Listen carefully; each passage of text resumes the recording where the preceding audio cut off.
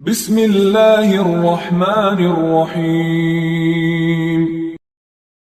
شعبہ نے حکم سے بیان کیا، انہوں نے ابن ابی لیلہ سے، انہوں نے برا بن عازب رضی اللہ تعالیٰ عنہ سے، انہوں نے کہا کہ نبی کریم صلی اللہ علیہ وسلم کے رکوع، سجدہ، رکوع سے اٹھاتے وقت اور دونوں سجدوں کے درمیان کا بیٹھنا تقریباً برابر ہوتا تھا۔ صحیح بخاری حدیث نمبر 801۔ حماد بن زید نے بیان کیا، انہوں نے ایوب سختیانی سے، انہوں نے ابو قلابہ سے کہ مالک بن حویرث رضی اللہ تعالی عنہ ہمیں نماز پڑھ کر دکھلاتے کہ نبی کریم صلی اللہ علیہ وسلم کس طرح نماز پڑھتے، اور یہ نماز کا وقت نہیں تھا، چنانچہ آپ ایک مرتبہ کھڑے ہوئے اور پوری طرح کھڑے رہے، پھر جب رکوع کیا اور پوری طمانینت کے ساتھ سر اٹھایا تب بھی تھوڑے دیر سیدھے کھڑے رہے۔ ابو قلابہ نے بیان کیا کہ مالک رضی اللہ تعالی عنہ نے ہمارے اس شیخ ابو یزید کی طرح نماز پڑھائی۔ ابو یزید جب دوسرے سجدے سے سر اٹھاتے تو پہلے اچھی طرح بیٹھ لیتے، پھر کھڑے ہوتے۔ صحیح بخاری حدیث نمبر 802۔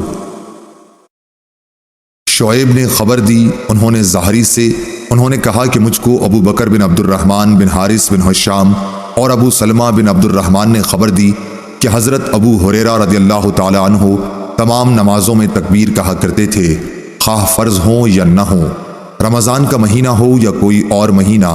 چنانچہ جب آپ نماز کے لیے کھڑے ہوتے تو تکبیر کہتے، رکوع میں جاتے تو تکبیر کہتے، پھر سمع اللہ لمن حمدہ کہتے، اور اس کے بعد ربنا ولک الحمد سجدے سے پہلے، پھر جب سجدے کے لیے جھکتے تو اللہ اکبر کہتے، پھر سجدے سے سر اٹھاتے تو اللہ اکبر کہتے، پھر دوسرا سجدہ کرتے وقت اللہ اکبر کہتے، اسی طرح سجدے سے سر اٹھاتے تو اللہ اکبر کہتے۔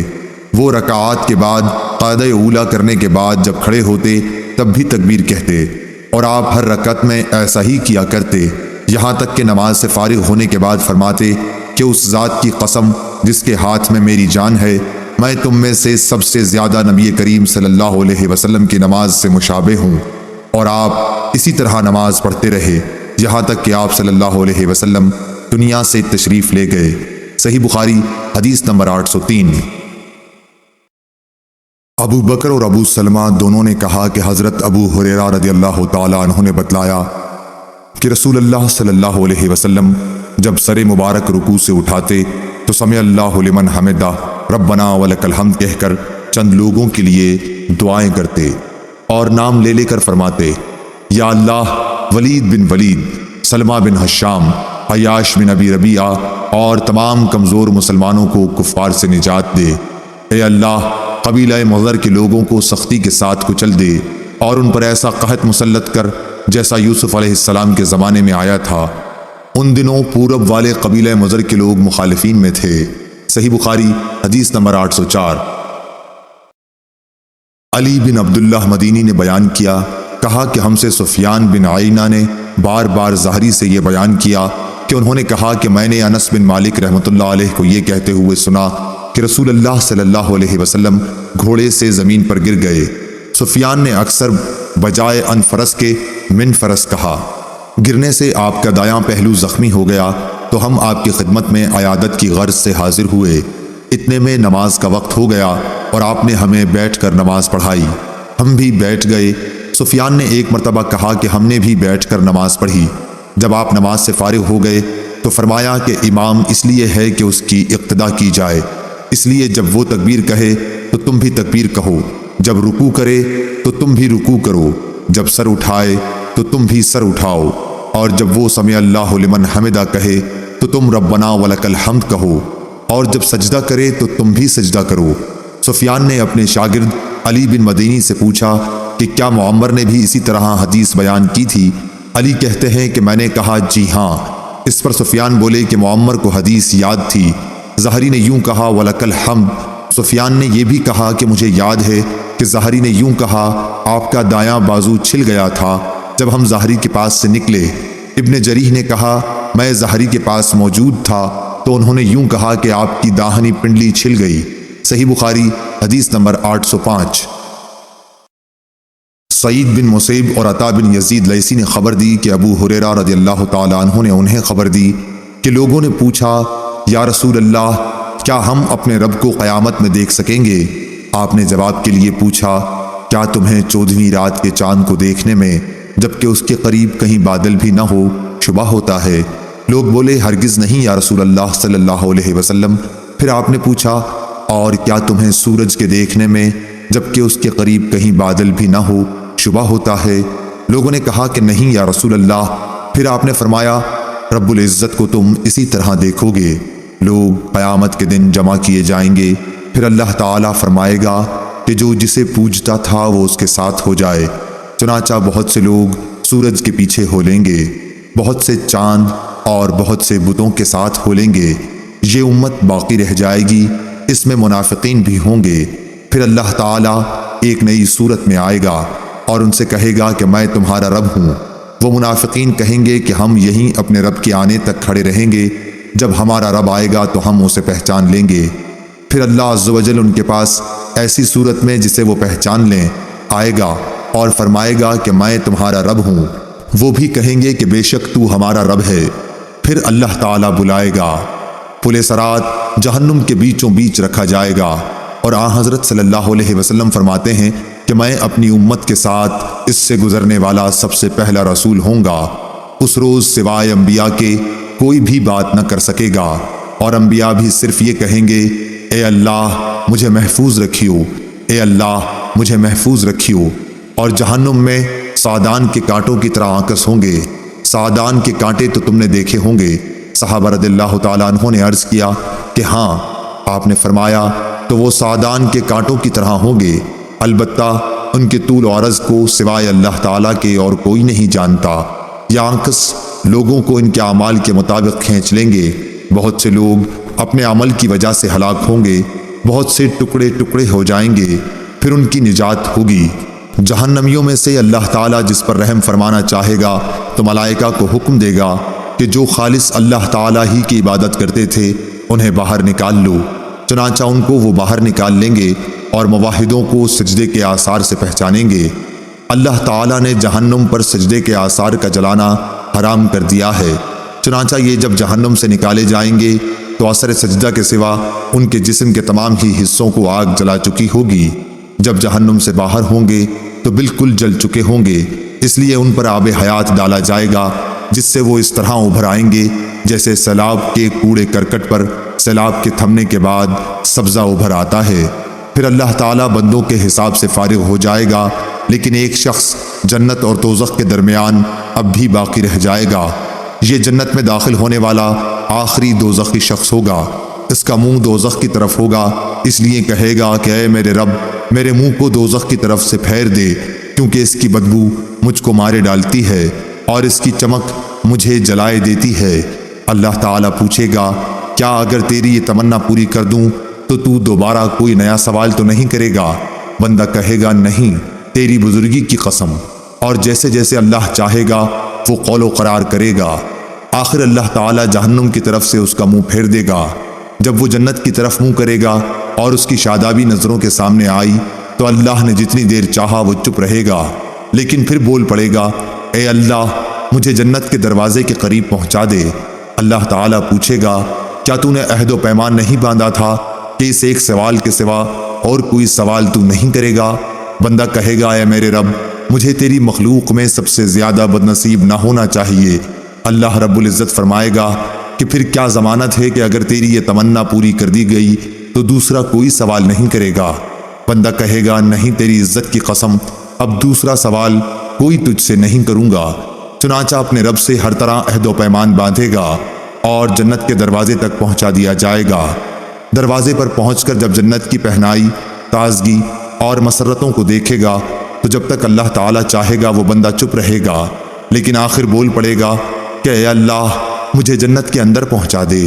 اللہ تعالیٰ فرمائے گا، افسوس اے ابن آدم، تو ایسا دغاباز کیوں بن گیا؟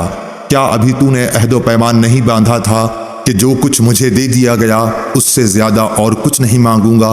بندہ کہے گا، اے رب مجھے اپنی سب سے زیادہ بدنصیب مخلوق نہ بنا۔ اللہ پاک ہنس دے گا اور اسے جنت میں بھی داخلے کی اجازت عطا فرما دے گا، اور پھر فرمائے گا، مانگ، کیا ہے تیری تمنا؟ چنانچہ وہ اپنی تمنائیں اللہ تعالیٰ کے سامنے رکھے گا، اور جب تمام تمنائیں ختم ہو جائیں گی تو اللہ تعالیٰ فرمائے گا کہ فلاں چیز اور مانگو، فلاں چیز کا مزید سوال کرو۔ خود اللہ پاک ہی یاد دہانی کرائے گا، اور جب وہ تمام تمنائیں پوری ہو جائیں گی تو فرمائے گا کہ تمہیں یہ سب اور اتنی ہی اور دی گئیں۔ حضرت ابو سعید خدری رضی اللہ تعالیٰ عنہ نے حضرت ابو ہریرہ رضی اللہ تعالیٰ عنہ سے کہا کہ رسول اللہ صلی اللہ علیہ وسلم نے فرمایا کہ یہ اور اس سے 10 گنا اور زیادہ تمہیں دی گئیں۔ اس پر حضرت ابو ہریرہ رضی اللہ تعالیٰ عنہ نے فرمایا کہ رسول اللہ صلی اللہ علیہ وسلم کی یہی بات صرف مجھے یاد ہے کہ تمہیں یہ تمنائیں اور اتنی ہی اور دی گئیں، لیکن حضرت ابو سعید رضی اللہ تعالیٰ عنہ نے فرمایا کہ میں نے آپ کو یہ کہتے سنا تھا کہ یہ اور اس کی 10 گنا تمنائیں تجھ کو دی گئیں۔ صحیح بخاری حدیث نمبر 806۔ یحییٰ بن بکیر نے بیان کیا، کہا کہ مجھ سے بکر بن موزر نے عفر بن ربیعہ سے بیان کیا، انہوں نے عبد الرحمن بن حرمز سے، انہوں نے عبداللہ بن مالک بن بحینے سے کہ نبی کریم صلی اللہ علیہ وسلم جب نماز پڑھتے تو سجدے میں اپنے دونوں بازوؤں کو اس قدر پھیلا دیتے کہ بغل کی سفیدی ظاہر ہو جاتی تھی۔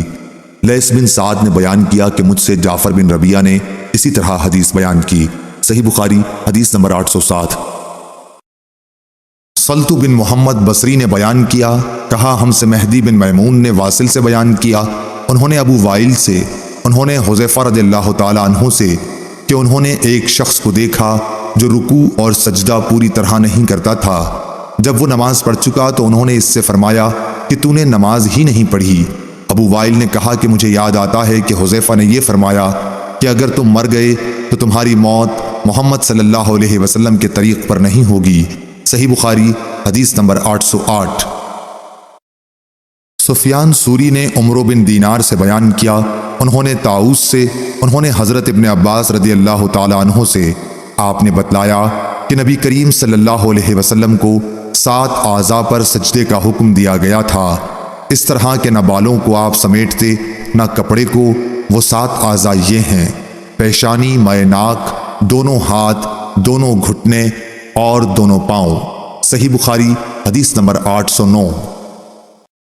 مسلم بن ابراہیم نے بیان کیا، انہوں نے کہا ہم سے شعبہ نے، انہوں نے عمرو سے، انہوں نے طاؤس سے، انہوں نے حضرت ابن عباس رضی اللہ تعالیٰ عنہ سے، انہوں نے نبی کریم صلی اللہ علیہ وسلم سے کہ آپ نے فرمایا کہ ہمیں 7 اعضاء پر اس طرح سجدے کا حکم ہوا ہے کہ ہم نہ بال سمیٹیں نہ کپڑے۔ صحیح بخاری حدیث نمبر 810۔ اسرائیل نے ابو اسحاق سے بیان کیا، انہوں نے عبداللہ بن یزید سے، انہوں نے کہا کہ ہم سے برا بن عازب رضی اللہ تعالیٰ عنہ نے بیان کیا، وہ جھوٹ نہیں بول سکتے تھے۔ آپ نے فرمایا کہ ہم نبی کریم صلی اللہ علیہ وسلم کی اقتداء میں نماز پڑھتے تھے، جب آپ سمع اللہ لمن حمدہ کہتے یعنی رکوع سے سر اٹھاتے تو ہم میں سے کوئی اس وقت تک اپنی پیٹھ نہ جھکاتا جب تک آپ اپنی پیشانی زمین پر نہ رکھ دیتے۔ صحیح بخاری حدیث نمبر 811۔ وہیب بن خالد نے بیان کیا، انہوں نے عبداللہ بن طاؤس سے، انہوں نے اپنے باپ سے، انہوں نے حضرت ابن عباس رضی اللہ تعالیٰ عنہ سے کہ نبی کریم صلی اللہ علیہ وسلم نے فرمایا مجھے 7 اعضاء پر سجدہ کرنے کا حکم ہوا ہے، پیشانی پر اور اپنے ہاتھ سے ناک کی طرف اشارہ کیا، اور دونوں ہاتھ اور دونوں گھٹنے اور دونوں پاؤں کی انگلیوں پر، اس طرح کہ ہم نہ کپڑے سمیٹیں نہ بال۔ صحیح بخاری حدیث نمبر 812۔ ابو سلمہ بن عبد الرحمن نے بیان کیا کہ میں ابو سعید خدری رضی اللہ تعالیٰ عنہ کی خدمت میں حاضر ہوا، میں نے عرض کی کہ فلاں نخلستان میں کیوں نہ چلیں، سیر بھی کریں گے اور کچھ باتیں بھی کریں گے، چنانچہ آپ تشریف لے چلے۔ ابو سلمہ نے بیان کیا کہ میں نے راہ میں کہا کہ شب قدر سے متعلق آپ نے اگر کچھ نبی کریم صلی اللہ علیہ وسلم سے سنا ہے تو اسے بیان کیجئے۔ انہوں نے کہا کہ نبی کریم صلی اللہ علیہ وسلم نے رمضان کے پہلے عشرے میں اعتکاف کیا اور ہم بھی آپ کے ساتھ اعتکاف میں بیٹھ گئے، لیکن جبریل علیہ السلام نے آ کر بتایا کہ آپ جس کی تلاش میں ہیں وہ شب قدر آگے ہے، چنانچہ آپ نے دوسرے عشرے میں بھی اعتکاف کیا اور آپ کے ساتھ ہم نے بھی۔ جبریل علیہ السلام دوبارہ آئے اور فرمایا کہ آپ جس کی تلاش میں ہیں وہ رات آگے ہے۔ پھر آپ نے 20ویں رمضان کی صبح کو خطبہ دیا، آپ نے فرمایا کہ جس نے میرے ساتھ اعتکاف کیا ہو وہ دوبارہ کرے، کیونکہ شب قدر مجھے معلوم ہو گئی لیکن میں بھول گیا اور وہ آخری عشرے کی طاق راتوں میں ہے، اور میں نے خود کو کیچڑ میں سجدہ کرتے دیکھا، مسجد کی چھت کھجور کی ڈالیوں کی تھی، مطلع بالکل صاف تھا کہ اتنے میں ایک پتلا سا بادل کا ٹکڑا آیا اور برسنے لگا۔ پھر نبی کریم صلی اللہ علیہ وسلم نے ہم کو نماز پڑھائی اور میں نے رسول کریم صلی اللہ علیہ وسلم کی پیشانی اور ناک پر کیچڑ کا اثر دیکھا۔ آپ کا خواب سچا ہو گیا۔ صحیح بخاری حدیث نمبر 813۔ سہل بن سعد نے کہا کہ کچھ لوگ حضرت صلی اللہ علیہ وسلم کے ساتھ تہمت چھوٹے ہونے کی وجہ سے انہیں گردنوں سے باندھ کر نماز پڑھتے تھے، اور عورتوں سے کہہ دیا گیا تھا کہ جب تک مرد اچھی طرح بیٹھ نہ جائیں تم اپنے سروں کو سجدے سے نہ اٹھاؤ۔ صحیح بخاری حدیث نمبر 814۔ حماد بن زید نے بیان کیا، عمرو بن دینار سے بیان کیا، انہوں نے طاؤس سے، انہوں نے ابن عباس رضی اللہ تعالیٰ عنہ سے، آپ نے فرمایا کہ نبی صلی اللہ علیہ وسلم کو حکم تھا کہ 7 ہڈیوں پر سجدہ کریں اور بال اور کپڑے نہ سمیٹیں۔ صحیح بخاری حدیث نمبر 815۔ حضرت ابن عباس رضی اللہ تعالیٰ عنہ سے روایت ہے، انہوں نے نبی کریم صلی اللہ علیہ وسلم سے، کیا آپ نے فرمایا مجھے 7 ہڈیوں پر اس طرح سجدے کا حکم ہوا ہے کہ نہ بال سمیٹوں اور نہ کپڑے؟ صحیح بخاری حدیث نمبر 816۔ منصور بن معتمر نے مسلم بن صبیح سے بیان کیا، انہوں نے مسروق سے، ان سے حضرت عائشہ صدیقہ رضی اللہ تعالیٰ عنہا نے فرمایا کہ نبی کریم صلی اللہ علیہ وسلم سجدہ اور رکوع میں اکثر یہ پڑھا کرتے تھے، سبحانک اللہم ربنا وبحمدک اللہم اغفر لی۔ اس دعا کو پڑھ کر آپ قرآن کے حکم پر عمل کرتے تھے۔ صحیح بخاری حدیث نمبر 817۔ حماد بن زید نے ایوب سختیانی سے بیان کیا، انہوں نے ابو قلابہ عبداللہ بن زید سے کہ مالک بن حویرث رضی اللہ تعالیٰ عنہ نے اپنے ساتھیوں سے کہا کہ میں تمہیں نبی کریم صلی اللہ علیہ وسلم کی نماز کیوں نہ سکھا دوں؟ ابو قلابہ نے کہا یہ نماز کا وقت نہیں تھا مگر آپ ہمیں سکھانے کے لیے کھڑے ہوئے، پھر رکوع کیا اور تکبیر کہی، پھر سر اٹھایا اور تھوڑی دیر کھڑے رہے، پھر سجدہ کیا اور تھوڑی دیر کے لیے سجدے سے سر اٹھایا اور پھر سجدہ کیا اور سجدے سے تھوڑی دیر کے لیے سر اٹھایا۔ انہوں نے ہمارے شیخ عمرو بن سلمہ کی طرح نماز پڑھی۔ ایوب سختیانی نے کہا کہ وہ عمرو بن سلمہ نماز میں ایک ایسی چیز کیا کرتے تھے کہ دوسرے لوگوں کو اس طرح کرتے میں نے نہیں دیکھا۔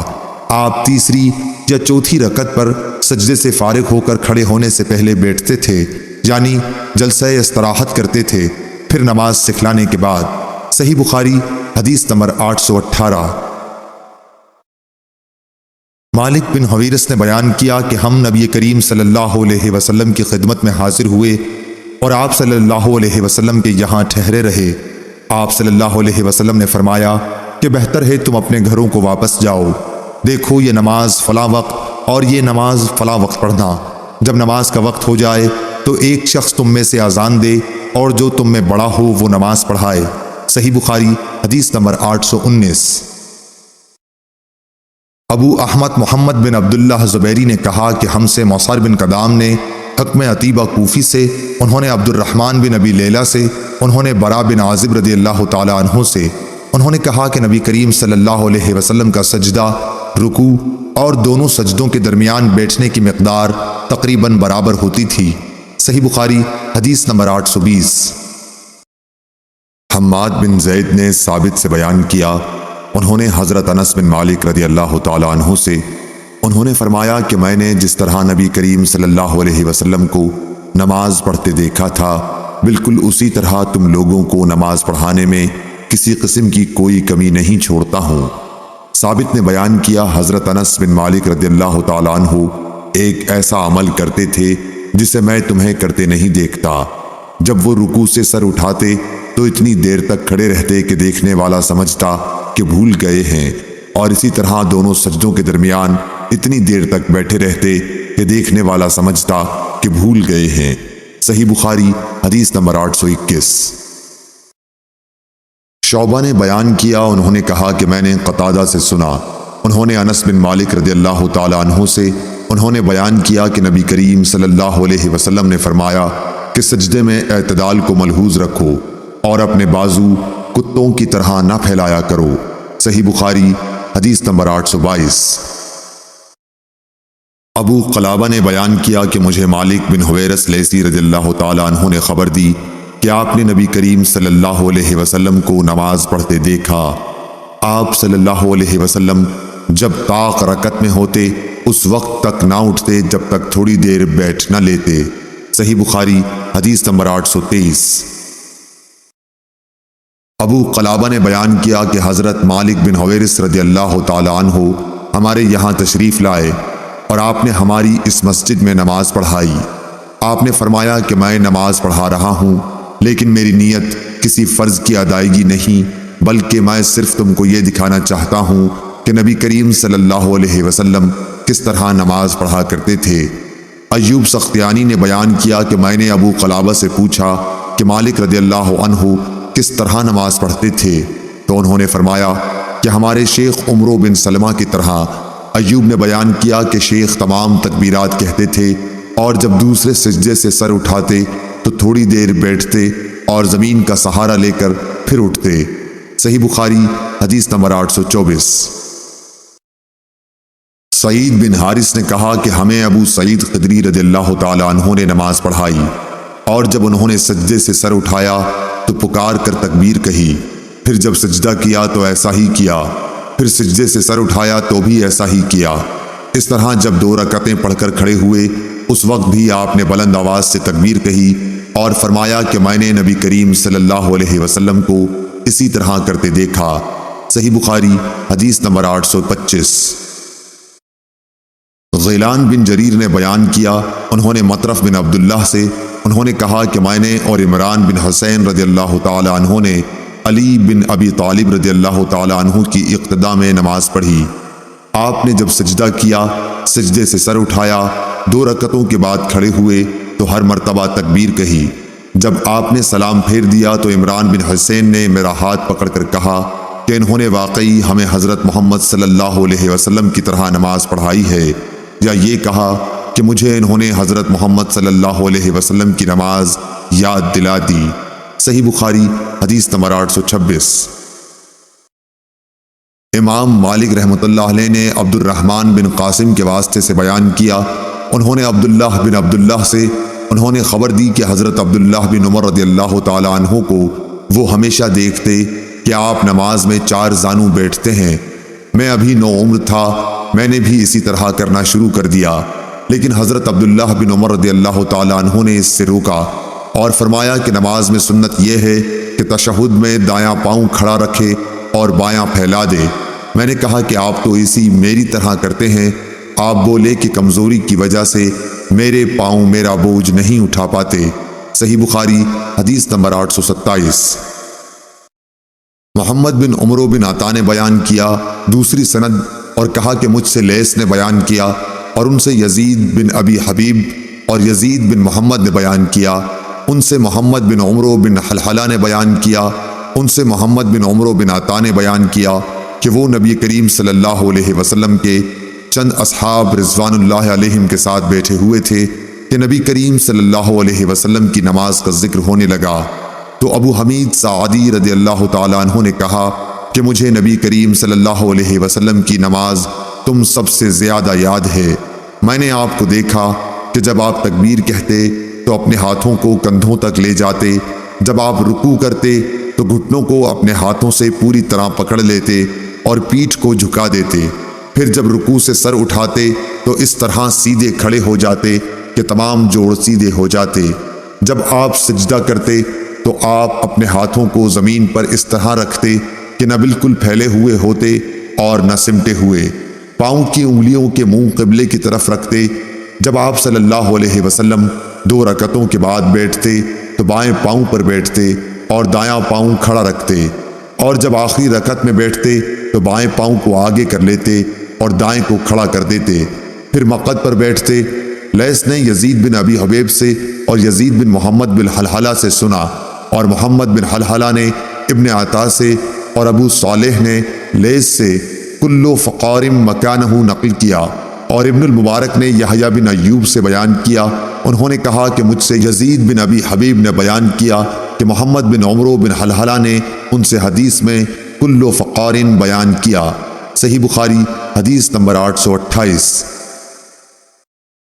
شعیب نے خبر دی، انہوں نے زہری سے خبر دی، انہوں نے کہا کہ مجھ سے عبد الرحمن بن ہرمز نے بیان کیا جو مولا بن عبد المطلب یا مولا ربیعہ بن حارث تھے کہ عبداللہ بن بحینہ رضی اللہ عنہ جو صحابی رسول اور بنی عبد مناف کے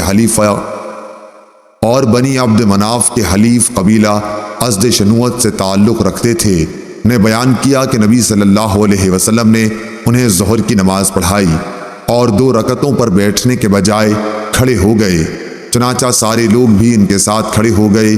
جب نماز ختم ہونے والی تھی اور لوگ آپ کے سلام پھیرنے کا انتظار کر رہے تھے تو آپ نے اللہ اکبر کہا اور سلام پھیرنے سے پہلے 2 سجدے کیے، پھر سلام پھیرا۔ صحیح بخاری حدیث نمبر 829۔ بکر بن مضر نے جعفر بن ربیعہ سے بیان کیا، انہوں نے اعرج سے بیان کیا، ان سے عبداللہ بن مالک بن بحینہ رضی اللہ عنہ نے کہا کہ ہمیں رسول اللہ صلی اللہ علیہ وسلم نے نماز ظہر پڑھائی، آپ کو چاہیے تھا بیٹھنا لیکن آپ بھول کر کھڑے ہو گئے، پھر نماز کے آخر میں بیٹھے ہی بیٹھے 2 سجدے کیے۔ صحیح بخاری حدیث نمبر 830۔ عبداللہ بن مسعود رضی اللہ عنہ نے فرمایا کہ جب ہم نبی کریم صلی اللہ علیہ وسلم کے پیچھے نماز پڑھتے تو کہتے، ترجمہ: سلام ہو جبرائیل اور میکائیل پر، سلام ہو فلاں اور فلاں پر، اللہ پر سلام۔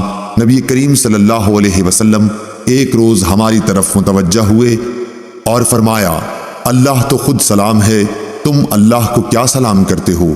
اس لیے جب تم میں سے کوئی نماز پڑھے تو یہ کہے۔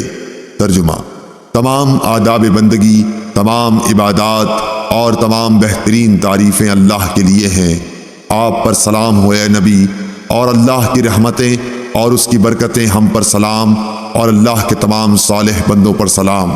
جب تم یہ کہو گے تو تمہارا سلام آسمان و زمین میں جہاں کوئی اللہ کا نیک بندہ ہے اس کو پہنچ جائے گا۔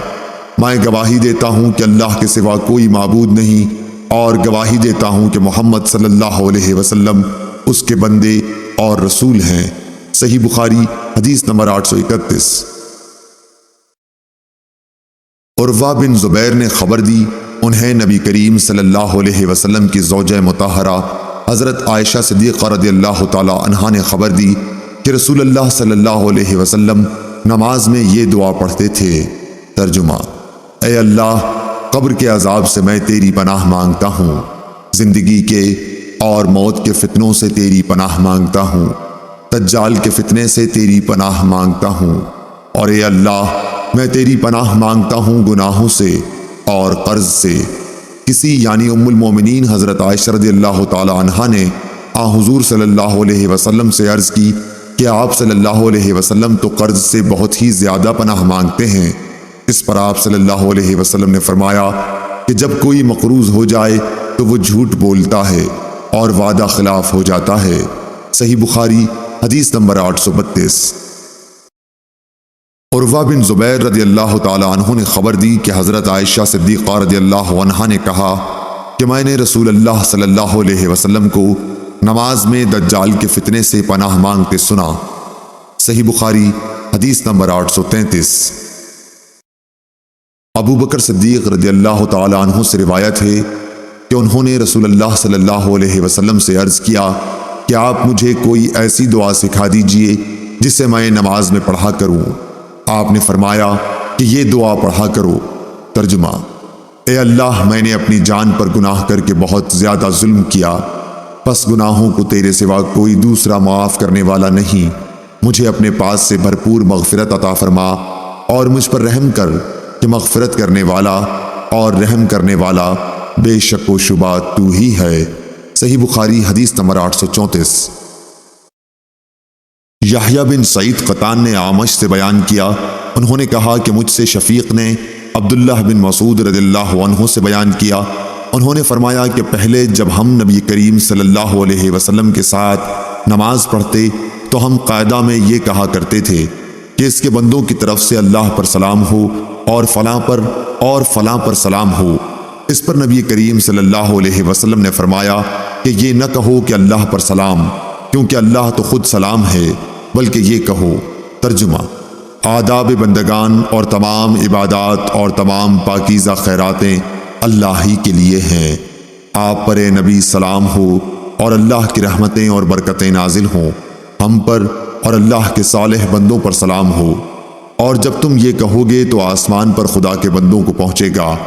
آپ صلی اللہ علیہ وسلم نے یہ فرمایا کہ آسمان اور زمین کے درمیان تمام بندوں کو پہنچے گا۔ میں گواہی دیتا ہوں کہ اللہ کے سوا کوئی معبود نہیں، اور میں گواہی دیتا ہوں کہ حضرت محمد صلی اللہ علیہ وسلم اس کے بندے اور رسول ہیں۔ اس کے بعد دعا کا اختیار ہے جو اسے پسند ہو کرے۔ صحیح بخاری حدیث نمبر 835۔ ابو سلمہ بن عبد الرحمن نے کہا کہ میں نے ابو سعید خدری رضی اللہ عنہ سے دریافت کیا تو آپ نے بتلایا کہ میں نے رسول اللہ صلی اللہ علیہ وسلم کو کیچڑ میں سجدہ کرتے ہوئے دیکھا۔ مٹی کا اثر آپ صلی اللہ علیہ وسلم کی پیشانی پر صاف ظاہر تھا۔ صحیح بخاری حدیث نمبر 836۔ ابن شہاب ظاہری نے ہند بنت حارث سے حدیث بیان کی کہ ام المومنین حضرت ام سلمہ رضی اللہ عنہا نے فرمایا کہ رسول اللہ صلی اللہ علیہ وسلم جب نماز سے سلام پھیرتے تو سلام کے ختم ہوتے ہی عورتیں کھڑی ہو جاتیں باہر آنے کے لیے، اور آپ کھڑے ہونے سے پہلے تھوڑی دیر ٹھہرے رہتے۔ ابن شہاب رحمۃ اللہ علیہ نے کہا میں سمجھتا ہوں اور پورا علم تو اللہ ہی کو ہے، آپ اس لیے ٹھہر جاتے تھے کہ عورتیں جلدی چلی جائیں اور مرد نماز سے فارغ ہو کر ان کو نہ پائیں۔ صحیح بخاری حدیث نمبر 837۔ معمر بن راشد نے ظاہری سے خبر دی، انہیں محمود بن ربیع انصاری نے، انہیں اتبان بن مالک رضی اللہ عنہ نے، آپ نے فرمایا کہ ہم نے رسول اللہ صلی اللہ علیہ وسلم کے ساتھ نماز پڑھی، پھر جب آپ نے سلام پھیرا تو ہم نے بھی پھیرا۔ صحیح بخاری حدیث نمبر 838۔ عبداللہ بن مبارک نے خبر دی، کہا کہ ہمیں معمر نے ظاہری سے خبر دی، کہا کہ مجھے محمود بن ربیع نے خبر دی، وہ کہتے تھے کہ مجھے رسول اللہ صلی اللہ علیہ وسلم پوری طرح یاد ہیں، اور آپ کا میرے گھر کے ڈول سے کلی کرنا بھی یاد ہے جو آپ نے میرے منہ میں ڈالی تھی۔ صحیح بخاری حدیث نمبر 839۔ اتوان رضی اللہ عنہ نے کہا کہ میں اپنی قوم بنی سالم کی امامت کیا کرتا تھا۔ میں حضرت صلی اللہ علیہ وسلم کی خدمت میں حاضر ہوا اور عرض کی کہ میری آنکھ خراب ہو گئی ہے اور برسات میں پانی سے بھرے ہوئے نالے میرے اور میری قوم کے مسجد کے بیچ میں رکاوٹ بن جاتے ہیں۔ میں چاہتا ہوں کہ آپ میرے گھر پر تشریف لا کر کسی ایک جگہ نماز ادا فرمائیں تاکہ میں اسے اپنی نماز کے لیے مقرر کر لوں۔ حضور صلی اللہ علیہ وسلم نے فرمایا کہ انشاءاللہ تعالی میں تمہاری خواہش پوری کروں گا۔ صبح کو دن چڑھ گیا تو نبی کریم صلی اللہ علیہ وسلم تشریف لائے۔ ابو بکر رضی اللہ عنہ آپ کے ساتھ تھے۔ آپ نے اندر آنے کی اجازت چاہی اور میں نے دے دی۔ آپ بیٹھے نہیں بلکہ پوچھا کہ گھر کے کس حصے میں نماز پڑھوانا چاہتے ہو۔ ایک جگہ کی طرف جسے میں نے نماز پڑھنے کے لیے پسند کیا تھا اشارہ کیا۔ آپ نماز کے لیے کھڑے ہوئے اور ہم نے آپ کے پیچھے صف بنائی۔ پھر آپ نے سلام پھیرا اور جب آپ نے سلام پھیرا تو ہم نے بھی پھیرا۔ صحیح بخاری حدیث نمبر 840۔ عبد الرزاق بن حمام نے خبر دی، انہوں نے کہا کہ ہمیں عبد الملک بن جریح نے خبر دی، انہوں نے کہا مجھ کو عمرو بن دینار نے خبر دی کہ عبداللہ بن عباس رضی اللہ عنہ کے غلام ابو معبد نے انہیں خبر دی، اور انہیں عبداللہ بن عباس رضی اللہ عنہ نے خبر دی کہ بلند آواز سے ذکر فرض نماز سے فارغ ہونے پر نبی کریم صلی اللہ علیہ وسلم کے زمانہ مبارک میں جاری تھا۔ ابن عباس رضی اللہ عنہ نے فرمایا کہ میں ذکر سن کر لوگوں کی نماز سے فراغت کو سمجھ جاتا تھا۔ صحیح بخاری حدیث نمبر 841۔ عمرو بن دینار نے بیان کیا، کہا کہ مجھے ابو معبد نے ابن عباس رضی اللہ عنہ سے خبر دی کہ آپ نے فرمایا کہ میں نبی کریم صلی اللہ علیہ وسلم کی نماز ختم ہونے کو تکبیر کی وجہ سے سمجھ جاتا تھا۔ علی بن مدینی نے کہا کہ ہم سے سفیان نے عمرو کے حوالے سے بیان کیا کہ ابو معبد ابن عباس کے غلاموں میں سب سے زیادہ قابل اعتماد تھے۔ علی بن مدینی نے بتایا کہ ان کا نام نافذ تھا۔ صحیح بخاری حدیث نمبر 842۔ ابو صالح زکوان نے بیان کیا، ان سے ابو ہریرہ رضی اللہ عنہ نے فرمایا کہ کہ نادار لوگ نبی کریم صلی اللہ علیہ وسلم کی خدمت میں حاضر ہوئے اور کہا کہ امیر و رئیس لوگ بلند درجات اور ہمیشہ رہنے والی جنت حاصل کر چکے، حالانکہ جس طرح ہم نماز پڑھتے ہیں وہ بھی پڑھتے ہیں، اور جیسے ہم روزے رکھتے ہیں وہ بھی رکھتے ہیں۔ مال و دولت کی وجہ سے انہیں ہم پر فوقیت حاصل ہے کہ اس کی وجہ سے وہ حج کرتے ہیں، عمرہ کرتے ہیں، جہاد کرتے ہیں اور صدقے دیتے ہیں، اور ہم محتاجی کی وجہ سے ان کاموں کو نہیں کر پاتے۔ اس پر آپ نے فرمایا کہ لو، میں تمہیں ایک ایسا عمل بتاتا ہوں کہ اگر تم اس کی پابندی کرو گے تو جو لوگ تم سے آگے بڑھ چکے ہیں انہیں تم پالو گے، اور تمہارے مرتبے تک پھر کوئی نہیں پہنچ سکتا، اور تم سب سے اچھے ہو جاؤ گے، سوا ان کے جو یہی عمل شروع کر دیں، ہر نماز کے بعد 33 مرتبہ تسبیح، سبحان اللہ، تحمید، الحمدللہ، تکبیر، اللہ اکبر کہا کرو۔ پھر ہم میں اختلاف ہو گیا، کسی نے کہا کہ ہم تسبیح 33 مرتبہ، تحمید 33 مرتبہ اور تکبیر 34 مرتبہ کہیں گے۔ میں نے اس پر آپ صلی اللہ علیہ وسلم سے دوبارہ معلوم کیا تو آپ صلی اللہ علیہ وسلم نے فرمایا کہ سبحان اللہ اور الحمدللہ، اللہ اکبر کہو، تاکہ ہر ایک ان میں سے 33 مرتبہ ہو جائے۔ صحیح بخاری حدیث نمبر 843۔ سفیان ثوری نے عبد الملک بن عمیر سے بیان کیا، ان سے مغیرہ بن شعبہ کے کاتب وراد نے، انہوں نے بیان کیا کہ مجھ سے مغیرہ بن شعبہ رضی اللہ عنہ نے معاویہ رضی اللہ عنہ کو ایک خط میں لکھوایا کہ نبی کریم صلی اللہ علیہ وسلم ہر فرض نماز کے بعد یہ دعا پڑھتے تھے۔ ترجمہ: اللہ کے سوا کوئی لائق عبادت نہیں اور اس کا کوئی شریک نہیں، بادشاہت اس کی ہے اور تمام تعریف اسی کے لیے ہے، وہ ہر چیز پر قادر ہے۔ اے اللہ، جسے تو دے اس سے روکنے والا کوئی نہیں، اور جسے تو نہ دے اسے دینے والا کوئی نہیں، اور کسی مالدار کو اس کی دولت و مال تیری بارگاہ میں کوئی نفع نہ پہنچا سکیں گے۔ شعبہ نے بھی عبد الملک سے اسی طرح روایت کی ہے۔ حسن نے فرمایا کہ حدیث میں لفظ جد کے معنی مالداری کے ہیں، اور حکم قاسم بن مخمیرہ سے وہ وراد کے واسطے سے اسی طرح روایت کرتے ہیں۔ صحیح بخاری حدیث نمبر 844۔ جریر بن عازم نے بیان کیا، انہوں نے کہا کہ ہم سے ابو رجاء عمران بن تمیم نے سمرہ بن جندب رضی اللہ عنہ سے نقل کیا، انہوں نے بتلایا کہ نبی کریم صلی اللہ علیہ وسلم جب نماز فرض پڑھا چکتے تو ہماری طرف منہ کرتے۔ صحیح بخاری حدیث نمبر 845۔ عبید اللہ بن عتبہ بن مسعود نے بیان کیا، ان سے زید بن خالد جہنی رضی اللہ عنہ نے بیان کیا، انہوں نے بیان کیا کہ نبی کریم صلی اللہ علیہ وسلم نے ہمیں حدیبیہ میں صبح کی نماز پڑھائی اور رات کو بارش ہو چکی تھی۔ نماز سے فارغ ہونے کے بعد آپ نے لوگوں کی طرف منہ کیا اور فرمایا، معلوم ہے تمہارے رب نے کیا فرمایا ہے؟ لوگوں نے کہا کہ اللہ اور اس کے رسول خوب جانتے ہیں۔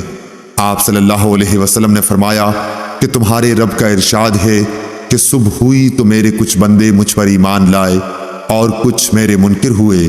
جس نے کہا کہ اللہ کے فضل اور اس کی رحمت سے ہمارے لیے بارش ہوئی تو وہ میرا مومن ہے اور ستاروں کا منکر، اور جس نے کہا کہ فلاں تارے کے فلانی جگہ پر آنے سے بارش ہوئی وہ میرا منکر ہے اور ستاروں کا مومن۔ صحیح بخاری حدیث نمبر 846۔ حمید ذیلی نے خبر دی اور انہیں انس بن مالک رضی اللہ عنہ نے کہ رسول اللہ صلی اللہ علیہ وسلم نے ایک رات عشاء کی نماز میں دیر فرمائی، تقریباً آدھی رات تک، پھر آخر حجرے سے باہر تشریف لائے اور نماز کے بعد ہماری طرف منہ کیا اور فرمایا کہ دوسرے لوگ نماز پڑھ کر سو چکے، لیکن تم لوگ جب تک نماز کا انتظار کرتے رہے گویا نماز ہی میں رہے، یعنی تم کو نماز کا ثواب ملتا رہا۔ صحیح بخاری حدیث نمبر 847۔ آدم بن ابی ایاس نے کہا کہ ان سے شعبہ نے بیان کیا، ان سے ایوب سختیانی نے، ان سے نافع نے فرمایا کہ حضرت عبداللہ بن عمر رضی اللہ عنہ نفل اس جگہ پڑھتے تھے جس جگہ فرض پڑھتے۔ قاسم بن محمد بن ابی بکر نے بھی اسی طرح کیا ہے، اور ابو ہریرہ رضی اللہ عنہ سے مرفوعاً روایت ہے کہ امام اپنی فرض پڑھنے کی جگہ پر نفل نہ پڑھے، اور یہ صحیح نہیں۔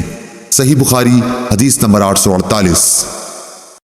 عبد الملک نے بیان کیا کہ ہم سے ابراہیم بن سعد نے بیان کیا، انہوں نے کہا کہ ہم سے زہری نے ہند بنت حارث سے بیان کیا، ان سے ام المومنین حضرت ام سلمہ رضی اللہ عنہا نے بیان کیا کہ نبی کریم صلی اللہ علیہ وسلم جب سلام پھیرتے تو کچھ دیر اپنی جگہ پر بیٹھے رہتے۔ ابن شہاب نے کہا اللہ بہتر جانے، ہم تو یہ سمجھتے ہیں کہ یہ آپ اس لیے کرتے تھے تاکہ عورتیں پہلے چلی جائیں۔ صحیح بخاری حدیث نمبر 849۔ نافع بن یزید نے کہا کہ مجھ سے جعفر بن ربیعہ نے بیان کیا کہ ابن شہاب زہری نے انہیں لکھ بھیجا کہ مجھ سے ہند بنت حارث فراسیہ نے بیان کیا اور ان سے نبی کریم صلی اللہ علیہ وسلم کی پاک بیوی ام سلمہ رضی اللہ عنہا نے ہند ان کی صحبت میں رہتی تھی۔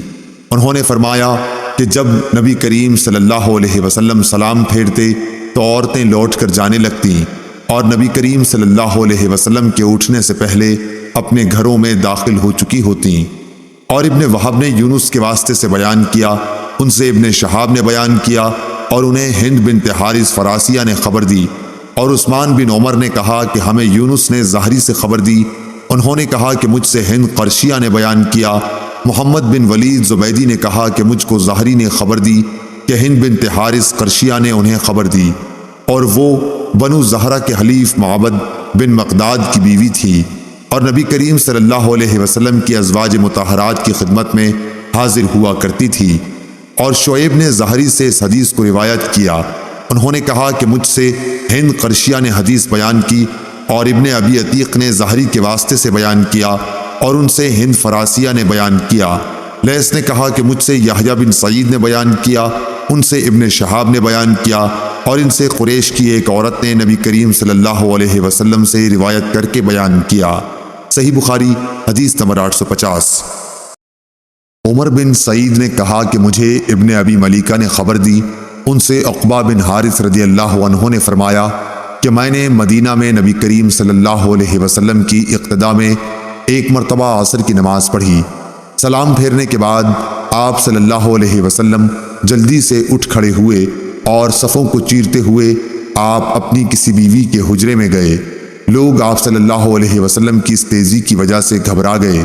پھر جب آپ صلی اللہ علیہ وسلم باہر تشریف لائے اور جلدی کی وجہ سے لوگوں کے تعجب کو محسوس فرمایا تو فرمایا کہ ہمارے پاس ایک سونے کا ڈلا تقسیم کرنے سے بچ گیا تھا، مجھے اس میں دل لگا رہنا برا معلوم ہوا، میں نے اس کے بانٹ دینے کا حکم دے دیا۔ صحیح بخاری حدیث نمبر 851۔ شعبہ نے بیان کیا، انہوں نے سلیمان سے بیان کیا، ان سے عمارہ بن عمیر نے، ان سے اسود بن یزید نے بیان کیا کہ عبداللہ بن مسعود رضی اللہ عنہ نے فرمایا کہ کوئی شخص اپنی نماز میں سے کچھ بھی شیطان کا حصہ نہ لگائے، اس طرح کہ داہنی طرف ہی لوٹنا اپنے لیے ضروری قرار دے لے۔ میں نے نبی کریم صلی اللہ علیہ وسلم کو اکثر بائیں طرف سے لوٹتے دیکھا۔ صحیح بخاری حدیث نمبر 852۔ مسدد بن مسرحد نے بیان کیا، کہا کہ ہم سے یحییٰ بن سعید قطان نے عبید اللہ بکیری سے بیان کیا، کہا کہ مجھ سے نافع نے ابن عمر رضی اللہ عنہ سے بیان کیا کہ نبی کریم صلی اللہ علیہ وسلم نے جنگ خیبر کے موقع پر کہا تھا کہ جو شخص اس درخت یعنی لہسن کو کھائے ہوئے ہو اسے ہماری مسجد میں نہ آنا چاہیے۔ کچا لہسن یا پیاز کھانا مراد ہے کہ اس سے منہ میں بو پیدا ہو جاتی ہے۔ صحیح بخاری حدیث نمبر 853۔ ابن جریح نے خبر دی، کہا کہ مجھے عطا بن ابی رباح نے خبر دی، کہا کہ میں نے جابر بن عبداللہ انصاری رضی اللہ عنہ سے سنا کہ نبی صلی اللہ علیہ وسلم نے فرمایا کہ جو شخص یہ درخت کھائے، آپ صلی اللہ علیہ وسلم کی مراد لہسن سے تھی، تو وہ ہماری مسجد میں نہ آئے۔ عطا نے کہا میں نے جابر سے پوچھا کہ آپ کی مراد اس سے کیا تھی؟ انہوں نے جواب دیا کہ آپ کی مراد صرف کچے لہسن سے تھی۔ مخلد بن یزید نے ابن جریح کے واسطے سے علانیہ کے بجائے الا انتنہ نقل کیا ہے، یعنی آپ صلی اللہ علیہ وسلم کی مراد صرف لہسن کی بدبو سے تھی۔ صحیح بخاری حدیث نمبر 854۔ عطا جابر بن عبداللہ سے روایت کرتے تھے کہ نبی کریم صلی اللہ علیہ وسلم نے فرمایا کہ جو لہسن یا پیاز کھائے ہوئے ہو تو وہ ہم سے دور رہے، یا یہ کہا اسے ہماری مسجد سے دور رہنا چاہیے، یا اسے اپنے گھر میں ہی بیٹھنا چاہیے۔ نبی کریم صلی اللہ علیہ وسلم کی خدمت میں ایک ہانڈی لائی گئی جس میں کئی قسم کی ہری ترکاریاں تھیں، پیاز یا گندنا بھی۔ آپ صلی اللہ علیہ وسلم نے اس میں بو محسوس کی اور اس کے متعلق دریافت کیا۔ اس سالن میں جتنی ترکاریاں ڈالی گئی تھیں وہ آپ کو بتا دی گئیں۔ وہاں ایک صحابی موجود تھے۔ آپ صلی اللہ علیہ وسلم نے فرمایا کہ اس کی طرف یہ سالن بڑھا دو۔ آپ صلی اللہ علیہ وسلم نے اسے کھانا پسند نہیں فرمایا اور فرمایا کہ تم لوگ کھا لو، میری جن سے سرگوشی رہتی ہے تمہاری نہیں رہتی۔ اور احمد بن صالح نے ابن وہب سے یوں نقل کیا کہ تھال آپ صلی اللہ علیہ وسلم کی خدمت میں لائی گئی تھی۔ ابن وہب نے کہا کہ طبق جس میں ہری ترکاریاں تھیں، اور لیث اور ابو صفوان نے یونس سے روایت میں ہانڈی کا قصہ نہیں بیان کیا ہے۔ امام بخاری رحمۃ اللہ علیہ نے یا سعید یا ابن وہب نے کہا، میں نہیں کہہ سکتا کہ یہ خود ظاہری کا قول ہے یا حدیث میں داخل ہے۔ صحیح بخاری حدیث نمبر 855۔ عبدالعزیز بن صہیب نے بیان کیا کہ حضرت انس بن مالک رضی اللہ عنہ سے ایک شخص نے پوچھا کہ آپ نے نبی کریم صلی اللہ علیہ وسلم سے لہسن کے بارے میں کیا سنا ہے؟ انہوں نے بتایا کہ آپ صلی اللہ علیہ وسلم نے فرمایا کہ جو شخص اس درخت کو کھائے وہ ہمارے قریب نہ آئے، ہمارے ساتھ نماز نہ پڑھے۔ صحیح بخاری حدیث نمبر 856۔ غندر نے بیان کیا، ان سے شعبہ نے بیان کیا، انہوں نے سلیمان شیبانی سے سنا، انہوں نے شعبی سے، انہوں نے بیان کیا کہ مجھے ایک ایسے شخص نے خبر دی جو ایک مرتبہ نبی کریم صلی اللہ علیہ وسلم کے ساتھ ایک اکیلی الگ تھلگ ٹوٹی ہوئی قبر پر سے گزر رہے تھے۔ وہاں حضرت صلی اللہ علیہ وسلم نے نماز پڑھائی اور لوگ آپ صلی اللہ علیہ وسلم کے پیچھے صف باندھے ہوئے تھے۔ سلیمان نے کہا کہ میں نے شعبی سے پوچھا کہ ابو عمرو آپ سے یہ کس نے بیان کیا؟ تو انہوں نے کہا کہ ابن عباس رضی اللہ عنہ نے۔ صحیح بخاری حدیث نمبر 857۔ صفوان بن سلیم نے عطا سے بیان کیا، ان سے ابو سعید خدری رضی اللہ عنہ نے بیان کیا، ان سے نبی کریم صلی اللہ علیہ وسلم نے فرمایا کہ جمعے کے دن ہر بالغ کے لیے غسل ضروری ہے۔ صحیح بخاری حدیث نمبر 858۔ قریب نے خبر دی ابن عباس سے، انہوں نے بیان کیا کہ ایک رات میں اپنی خالہ میمونہ رضی اللہ عنہا کے یہاں سویا اور رسول کریم صلی اللہ علیہ وسلم بھی وہاں سو گئے۔ پھر رات کا ایک حصہ جب گزر گیا، آپ کھڑے ہوئے اور ایک لٹکی ہوئی مشک سے ہلکا سا وضو کیا۔ عمرو راوی حدیث نے اس وضو کو بہت ہی ہلکا بتلایا، یعنی اس میں آپ صلی اللہ علیہ وسلم نے بہت کم پانی استعمال فرمایا۔ پھر آپ صلی اللہ علیہ وسلم نماز کے لیے کھڑے ہوئے، اس کے بعد میں نے بھی اٹھ کر اسی طرح وضو کیا جیسے آپ صلی اللہ علیہ وسلم نے کیا تھا۔ پھر میں آپ کے بائیں طرف کھڑا ہو گیا، لیکن آپ صلی اللہ علیہ وسلم نے مجھے داہنی طرف پھیر دیا۔ اللہ تعالیٰ نے جتنا چاہا آپ نے نماز پڑھی، پھر آپ لیٹ رہے، پھر سو گئے، یہاں تک کہ آپ خراٹے لینے لگے۔ آخر مؤذن نے آ کر آپ کو نماز کی خبر دی اور آپ اس کے ساتھ نماز کے لیے تشریف لے گئے اور نماز پڑھائی، مگر نیا وضو نہیں کیا۔ سفیان نے کہا، ہم نے عمرو بن دینار سے کہا کہ لوگ کہتے ہیں کہ سوتے وقت آپ صلی اللہ علیہ وسلم کی صرف آنکھیں سوتی تھیں لیکن دل نہیں سوتا تھا۔ عمرو بن دینار نے جواب دیا کہ میں نے عبید بن عمیر سے سنا، وہ کہتے ہیں کہ انبیاء کا خواب بھی وہی ہوتا ہے۔ پھر عبید نے اس آیت کی تلاوت کی۔ ترجمہ: میں نے خواب دیکھا ہے کہ تمہیں ذبح کر رہا ہوں۔ صحیح بخاری حدیث نمبر 859۔ امام مالک رحمۃ اللہ علیہ نے اسحاق بن عبداللہ بن ابی طلحہ سے بیان کیا، ان سے انس بن مالک رضی اللہ عنہ نے کہ ان کی ماں اسحاق کی دادی ملیکہ رضی اللہ عنہا نے رسول اللہ صلی اللہ علیہ وسلم کو کھانے پر بلایا، جس سے انہوں نے آپ صلی اللہ علیہ وسلم کے لیے بطور ضیافت تیار کیا تھا۔ آپ صلی اللہ علیہ وسلم نے کھانا کھایا، پھر فرمایا کہ چلو میں تمہیں نماز پڑھا دوں۔ ہمارے یہاں ایک بوریا تھا جو پرانا ہونے کی وجہ سے سیاہ ہو گیا تھا، میں نے اسے پانی سے صاف کیا۔ پھر رسول اللہ صلی اللہ علیہ وسلم کھڑے ہوئے اور پیچھے میرے ساتھ یتیم لڑکا ضمیرہ بن سعد کھڑا ہوا۔ میری بوڑھی دادی ملیکہ ام سلیم ہمارے پیچھے کھڑی ہوئیں۔ پھر رسول اللہ صلی اللہ علیہ وسلم نے ہمیں 2 رکعت نماز پڑھائی۔ صحیح بخاری حدیث نمبر 860۔ ابن شہاب زہری نے بیان کیا، ان سے عبید اللہ بن عبداللہ بن عتبہ نے بیان کیا، ان سے عبداللہ بن عباس رضی اللہ عنہ نے آپ نے فرمایا کہ میں ایک گدھی پر سوار ہو کر آیا، ابھی میں جوانی کے قریب تھا لیکن بالغ نہ تھا، اور حضرت صلی اللہ علیہ وسلم مینا میں لوگوں کو نماز پڑھا رہے تھے۔ آپ کے سامنے دیوار وغیرہ آڑ نہ تھی۔ میں صف کے ایک حصے کے آگے سے گزر کر اترا، گدھی چرنے کے لیے چھوڑ دی اور خود صف میں شامل ہو گیا۔ کسی نے مجھ پر اعتراض نہیں کیا، حالانکہ میں نابالغ تھا۔ صحیح بخاری حدیث نمبر 861۔ عروہ بن زبیر نے خبر دی کہ ام المومنین حضرت عائشہ رضی اللہ عنہا نے فرمایا کہ نبی کریم صلی اللہ علیہ وسلم نے ایک رات عشاء میں دیر کی، اور عیاش نے ہم سے عبد الاعلیٰ سے بیان کیا، انہوں نے کہا کہ ہم سے معمر نے ظاہری سے بیان کیا، ان سے عروہ نے، اور ان سے عائشہ رضی اللہ عنہا نے فرمایا کہ رسول اللہ صلی اللہ علیہ وسلم نے عشاء میں ایک مرتبہ دیر کی، یہاں تک کہ حضرت عمر رضی اللہ عنہ نے آواز دی کہ عورتیں اور بچے سو گئے۔ انہوں نے فرمایا کہ پھر نبی کریم صلی اللہ علیہ وسلم آئے اور فرمایا کہ اس وقت روئے زمین پر تمہارے سوا اور کوئی اس نماز کو نہیں پڑھتا۔ اس زمانے میں مدینہ والوں کے سوا اور کوئی نماز نہیں پڑھتا تھا۔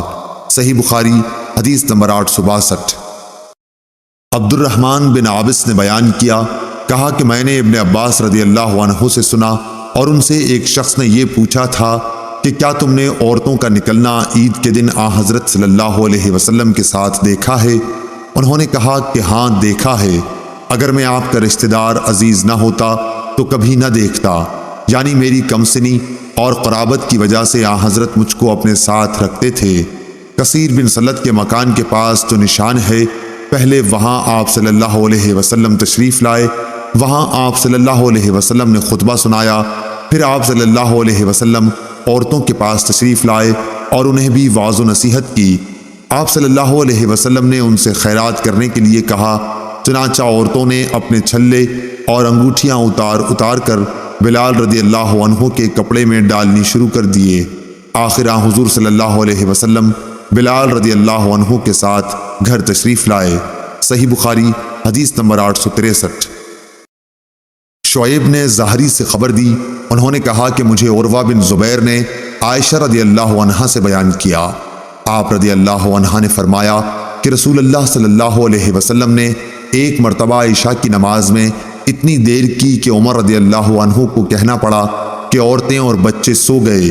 پھر نبی کریم صلی اللہ علیہ وسلم حجرے سے تشریف لائے اور فرمایا کہ دیکھو، روئے زمین پر اس نماز کا اس وقت تمہارے سوا اور کوئی انتظار نہیں کر رہا ہے۔ لوگ عشاء کی نماز شفق ڈوبنے کے بعد سے رات کی پہلی تہائی گزرنے تک پڑھا کرتے تھے۔ صحیح بخاری حدیث نمبر 864۔ عبید اللہ بن موسیٰ نے حنظلہ بن ابی سفیان سے بیان کیا، ان سے سالم بن عبداللہ بن عمر نے، ان سے ان کے باپ ابن عمر رضی اللہ عنہ نے، وہ نبی کریم صلی اللہ علیہ وسلم سے روایت کرتے تھے کہ آپ نے فرمایا کہ اگر تمہاری بیویاں تم سے رات میں مسجد آنے کی اجازت مانگیں تو تم لوگ انہیں اس کی اجازت دے دیا کرو۔ عبید اللہ کے ساتھ اس حدیث کو شعبہ نے بھی اعمش سے روایت کیا، انہوں نے مجاہد سے، انہوں نے ابن عمر رضی اللہ عنہ سے، اور انہوں نے نبی کریم صلی اللہ علیہ وسلم سے۔ صحیح بخاری حدیث نمبر 865۔ عثمان بن عمر نے کہا کہ ہمیں یونس بن یزید نے ظاہری سے خبر دی، انہوں نے کہا کہ مجھے ہند بنت حارث نے خبر دی کہ نبی کریم صلی اللہ علیہ وسلم کی زوجہ مطہرہ ام سلمہ رضی اللہ عنہا نے انہیں خبر دی کہ رسول اللہ صلی اللہ علیہ وسلم کے زمانے میں عورتیں فرض نماز سے سلام پھیرنے کے فوراً بعد باہر آنے کے لیے اٹھ جاتی تھیں۔ رسول اللہ صلی اللہ علیہ وسلم اور مرد نماز کے بعد اپنی جگہ بیٹھے رہتے جب تک اللہ کو منظور ہوتا، پھر جب رسول اللہ صلی اللہ علیہ وسلم اٹھتے تو دوسرے مرد بھی کھڑے ہو جاتے۔ صحیح بخاری حدیث نمبر 866۔ عبداللہ بن یوسف تنیسی نے بیان کیا، انہیں امام مالک رحمۃ اللہ علیہ نے یحییٰ بن سعید انصاری سے خبر دی، انہیں عمرہ بنت عبد الرحمن نے ان سے حضرت عائشہ رضی اللہ عنہا نے فرمایا کہ رسول اللہ صلی اللہ علیہ وسلم صبح کی نماز پڑھ لیتے، پھر عورتیں چادریں لپیٹ کر اپنے گھروں کو واپس ہو جاتی تھیں، اندھیرے سے ان کی پہچان نہ ہو سکتی۔ صحیح بخاری حدیث نمبر 867۔ یحییٰ بن ابی کثیر نے بیان کیا، ان سے عبداللہ بن ابی قتادہ انصاری نے، ان سے ان کے والد ابو قتادہ انصاری رضی اللہ عنہ نے بیان کیا کہ رسول اللہ صلی اللہ علیہ وسلم نے فرمایا کہ میں نماز کے لیے کھڑا ہوتا ہوں، میرا ارادہ یہ ہوتا ہے کہ نماز لمبی کروں، لیکن کسی بچے کے رونے کی آواز سن کر نماز کو مختصر کر دیتا ہوں کہ مجھے اس کی ماں کو تکلیف دینا برا معلوم ہوتا ہے۔ صحیح بخاری حدیث نمبر 868۔ عبداللہ بن یوسف تنیسی نے بیان کیا، کہا کہ ہمیں امام مالک رحمۃ اللہ علیہ نے یحییٰ بن سعید سے خبر دی، ان سے عمرہ بنت عبد الرحمن نے، ان سے حضرت عائشہ رضی اللہ عنہا نے، انہوں نے فرمایا کہ آج عورتوں میں جو نئی باتیں پیدا ہو گئی ہیں، اگر رسول کریم صلی اللہ علیہ وسلم انہیں دیکھ لیتے تو ان کو مسجد میں آنے سے روک دیتے، جس طرح بنی اسرائیل کی عورتوں کو روک دیا گیا تھا۔ میں نے پوچھا کیا بنی اسرائیل کی عورتوں کو روک دیا گیا تھا؟ آپ نے فرمایا کہ ہاں۔ صحیح بخاری حدیث نمبر 869۔ ابراہیم بن سعد نے بیان کیا، انہوں نے زہری سے بیان کیا، ان سے ہند بنت حارث نے بیان کیا، ان سے ام سلمہ رضی اللہ عنہا نے، انہوں نے فرمایا کہ رسول اللہ صلی اللہ علیہ وسلم جب سلام پھیرتے تو آپ کے سلام پھیرتے ہی عورتیں جانے کے لیے اٹھ جاتی تھیں، اور آن حضور صلی اللہ علیہ وسلم تھوڑی دیر ٹھہرے رہتے، کھڑے نہ ہوتے۔ زہری نے کہا کہ ہم یہ سمجھتے ہیں کہ آگے اللہ جانے یہ اس لیے تھا تاکہ عورتیں مردوں سے پہلے نکل جائیں۔ صحیح بخاری حدیث نمبر 870۔ اسحاق بن عبداللہ بن ابی طلحہ سے حضرت انس رضی اللہ عنہ نے فرمایا کہ نبی کریم صلی اللہ علیہ وسلم نے میری ماں ام سلیم کے گھر نماز پڑھائی، میں اور یتیم مل کر آپ صلی اللہ علیہ وسلم کے پیچھے کھڑے ہوئے اور ام سلیم رضی اللہ عنہا ہمارے پیچھے تھیں۔ صحیح بخاری حدیث نمبر 871۔ فلیج بن سلیمان نے عبد الرحمن بن قاسم سے بیان کیا، ان سے ان کے باپ قاسم بن محمد بن ابی بکر نے، ان سے حضرت عائشہ رضی اللہ عنہا نے کہ رسول صلی اللہ علیہ وسلم صبح کی نماز منہ اندھیرے پڑھتے تھے، مسلمانوں کی عورتیں جب نماز پڑھ کر واپس ہوتی تو اندھیرے کی وجہ سے پہچان نہ ہوتی یا وہ ایک دوسرے کو نہ پہچان سکتی۔ صحیح بخاری حدیث نمبر 872۔ یزید بن زری نے بیان کیا، ان سے زہری نے، ان سے سالم بن عبداللہ بن عمر نے، ان سے ان کے باپ نے، انہوں نے نبی کریم صلی اللہ علیہ وسلم سے روایت کی ہے کہ آپ نے فرمایا کہ جب تم میں سے کسی کی بیوی نماز پڑھنے کے لیے مسجد میں آنے کی اس سے اجازت مانگے تو شوہر کو چاہیے کہ اس کو نہ روکے۔ صحیح بخاری حدیث نمبر 873۔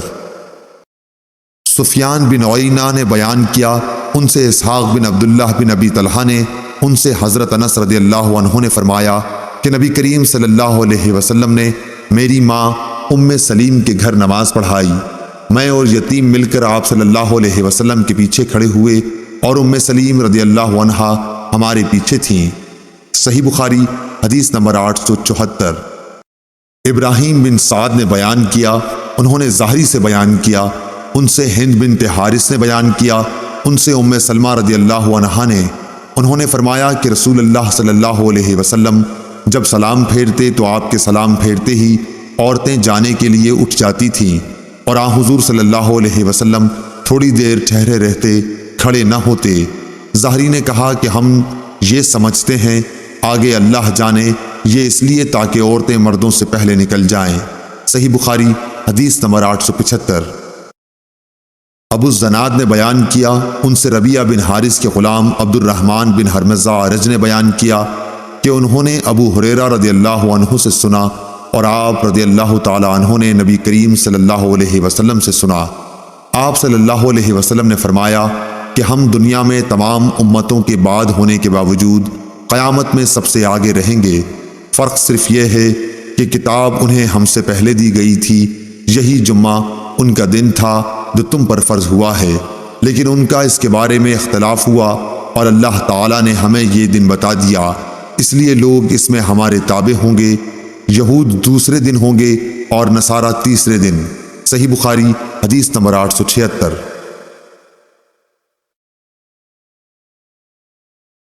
عبداللہ بن یوسف تنیسی نے بیان کیا، انہوں نے کہا کہ ہمیں امام مالک نے نافع سے خبر دی اور ان کو حضرت عبداللہ بن عمر رضی اللہ عنہ نے کہ رسول اللہ صلی اللہ علیہ وسلم نے فرمایا کہ تم میں سے جب کوئی شخص جمعے کی نماز کے لیے آنا چاہے تو اسے غسل کر لینا چاہیے۔ صحیح بخاری حدیث نمبر 877۔ جویریہ بن اسما نے امام مالک سے بیان کیا، ان سے زہری نے، ان سے سالم بن عبداللہ بن عمر رضی اللہ عنہ نے، ان سے ابن عمر رضی اللہ عنہ نے کہ عمر بن خطاب رضی اللہ عنہ جمعے کے دن کھڑے خطبہ دے رہے تھے کہ اتنے میں نبی اکرم صلی اللہ علیہ وسلم کے اگلے صحابہ مہاجرین میں سے ایک بزرگ تشریف لائے، یعنی حضرت عثمان رضی اللہ عنہ۔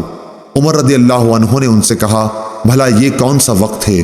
انہوں نے فرمایا کہ میں مشغول ہو گیا تھا اور گھر واپس آتے ہی اذان کی آواز سنی، اس لیے میں وضو سے زیادہ اور کچھ غسل نہ کر سکا۔ حضرت عمر رضی اللہ عنہ نے فرمایا کہ اچھا وضو بھی، حالانکہ آپ کو معلوم ہے کہ نبی کریم صلی اللہ علیہ وسلم غسل کے لیے فرماتے تھے۔ صحیح بخاری حدیث نمبر 878۔ حضرت ابو سعید خدری رضی اللہ عنہ سے روایت ہے کہ رسول اللہ صلی اللہ علیہ وسلم نے فرمایا کہ جمعے کے دن ہر بالغ کے لیے غسل ضروری ہے۔ صحیح بخاری حدیث نمبر 879۔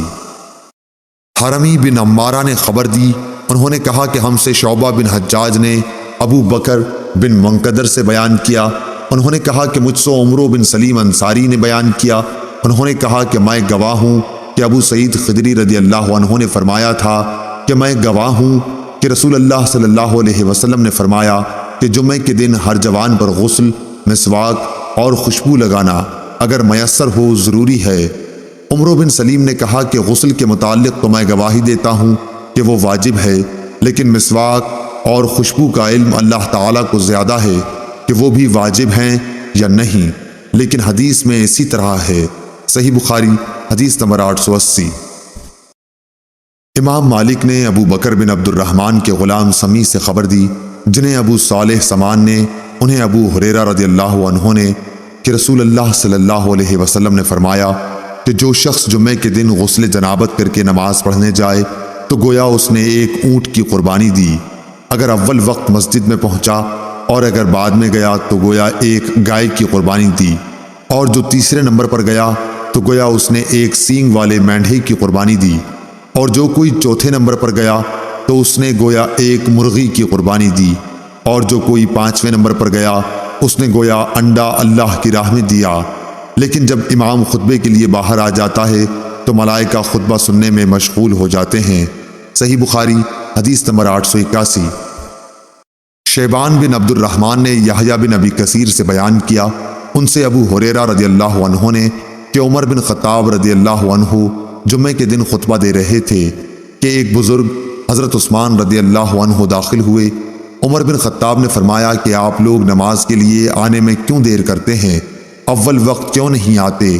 آنے والے بزرگ نے فرمایا کہ دیر صرف اتنی ہوئی کہ اذان سنتے ہی میں نے وضو کیا اور پھر حاضر ہوا۔ آپ نے فرمایا کہ کیا آپ لوگوں نے نبی کریم صلی اللہ علیہ وسلم سے یہ حدیث نہیں سنی ہے کہ جب کوئی جمعے کے لیے جائے تو اسے غسل کر لینا چاہیے؟ صحیح بخاری حدیث نمبر 882۔ ابو سعید مقبری نے عبداللہ بن ودیعہ سے خبر دی، ان سے حضرت سلیمان فارسی رضی اللہ عنہ نے کہ نبی کریم صلی اللہ علیہ وسلم نے فرمایا جو شخص جمعے کے دن غسل کرے اور خوب اچھی طرح سے پاکی حاصل کرے اور تیل استعمال کرے یا گھر میں جو خوشبو میسر ہو استعمال کرے، پھر نماز جمعہ کے لیے نکلے اور مسجد میں پہنچ کر دو آدمیوں کے درمیان نہ گھسے، پھر جتنی ہو سکے نفل نماز پڑھے، اور جب امام خطبہ شروع کرے تو خاموش سنتا رہے، تو اس کے اس جمعے سے لے کر دوسرے جمعے تک سارے گناہ معاف کر دیے جاتے ہیں۔ صحیح بخاری حدیث نمبر 883۔ طاؤس بن کیسان نے بیان کیا کہ میں نے عبداللہ بن عباس رضی اللہ عنہ سے پوچھا کہ لوگ کہتے ہیں کہ رسول اللہ صلی اللہ علیہ وسلم نے فرمایا ہے کہ جمعے کے دن اگرچہ جنابت نہ ہو لیکن غسل کرو اور اپنے سر دھویا کرو اور خوشبو لگایا کرو۔ ابن عباس رضی اللہ عنہ نے کہا کہ غسل کا حکم تو ٹھیک ہے لیکن خوشبو کے متعلق مجھے علم نہیں۔ صحیح بخاری حدیث نمبر 884۔ ابراہیم بن میسرہ نے طاؤس سے خبر دی اور انہیں حضرت عبداللہ بن عباس رضی اللہ عنہ نے آپ نے جمعے کے دن غسل کے بارے میں نبی کریم صلی اللہ علیہ وسلم کی حدیث کا ذکر کیا تو میں نے کہا کیا تیل اور خوشبو کا استعمال بھی ضروری ہے؟ آپ نے فرمایا کہ مجھے معلوم نہیں۔ صحیح بخاری حدیث نمبر 885۔ امام مالک نے نافع سے خبر دی، انہیں عبداللہ بن عمر رضی اللہ عنہ نے کہ عمر بن خطاب رضی اللہ عنہ نے ریشم کا دھاری دار جوڑا مسجد نبوی کے دروازے پر بکتا دیکھا تو کہنے لگے یا رسول اللہ صلی اللہ علیہ وسلم، بہتر ہو اگر آپ اسے خرید لیں، اور جمعے کے دن اور وفود جب آپ کے پاس آئیں تو ان کی ملاقات کے لیے آپ اسے پہنا کریں۔ اس پر حضرت صلی اللہ علیہ وسلم نے فرمایا کہ اسے تو وہی پہن سکتا ہے جس کا آخرت میں کوئی حصہ نہ ہو۔ اس کے بعد رسول اللہ کے پاس اسی طرح کے کچھ جوڑے آئے تو اس میں سے ایک جوڑا آپ نے عمر بن الخطاب رضی اللہ عنہ کو عطا فرمایا۔ انہوں نے عرض کیا یا رسول اللہ صلی اللہ علیہ وسلم، آپ مجھے یہ جوڑا پہنا رہے ہیں، حالانکہ اس سے پہلے عطارد کے جوڑے کے بارے میں آپ نے کچھ ایسا فرمایا تھا۔ رسول اللہ صلی اللہ علیہ وسلم نے فرمایا کہ میں نے اسے تمہیں خود پہننے کے لیے نہیں دیا، چنانچہ حضرت عمر رضی اللہ عنہ نے اسے اپنے ایک مشرک بھائی کو پہنا دیا جو مکے میں رہتا تھا۔ صحیح بخاری حدیث نمبر 886۔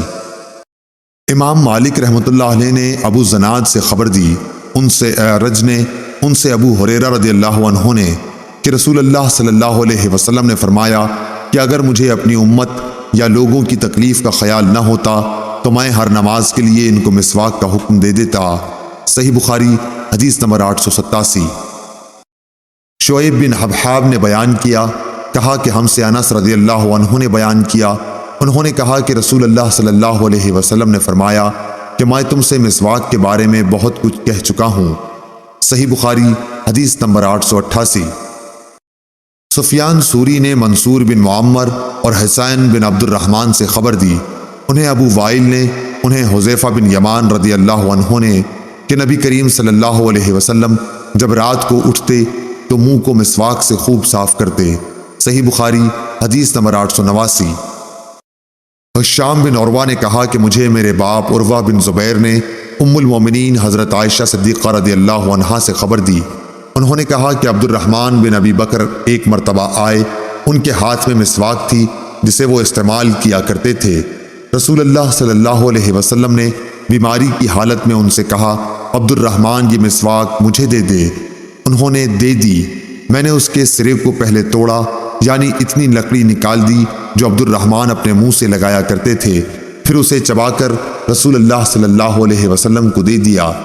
حضرت صلی اللہ علیہ وسلم نے اس سے دانت صاف کیے اور آپ صلی اللہ علیہ وسلم اس وقت میرے سینے پر ٹیک لگائے ہوئے تھے۔